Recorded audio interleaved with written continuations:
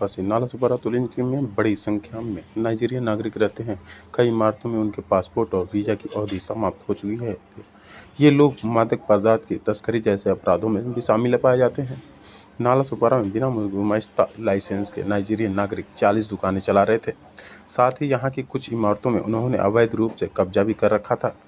इससे नागरिकों को परेशानी हो रही थी और इस संबंध में कई शिकायतें प्राप्त हुई थी। इन्हीं शिकायतों के आधार पर आज तुलिंज पुलिस स्टेशन और प्रशासन और बसी विरार महानगर पालिका द्वारा संयुक्त कार्रवाई की जा रही है। इस कार्रवाई के तहत इन लोगों के घर की तलाशी ली जा रही है और उनके पासपोर्ट और वीजा की जांच की जा रही है।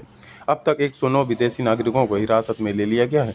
उनके दस्तावेजों की जांच की जा रही है। उसके बाद की आगे कार्रवाई की जाएगी। आइए देखते हैं हमारे संवाददाता की खास रिपोर्ट। तुम्हाला सर्वांना माहित आहे की तुळींज नालासोपारा एरियामध्ये नायजेरियन बऱ्यापैकी राहतात। त्यांच्याकडे विजा एक्सपायर झालेला असतो, लीगल पासपोर्ट पण नसतो, पासपोर्ट उपलब्ध नसतो, अशा बऱ्याच गोष्टी आहेत। तर काही वर्षांपासून ते कंटिन्युअसली ड्रग्ज सारख्या जगाला त्रासदायक गोष्ट आहे, धोकादायक गोष्ट त्यामध्ये इन्व्हॉल्व आहेत, आपण हे पाहतो। तर त्या अनुषंगाने त्याचबरोबर त्यांनी एक 40 भर दुकान इथं विदाउट गुमास्ता परमिशन लायसन्स चालवत होते आणि त्या सामान्य नागरिकांना देखील त्रास होत होता।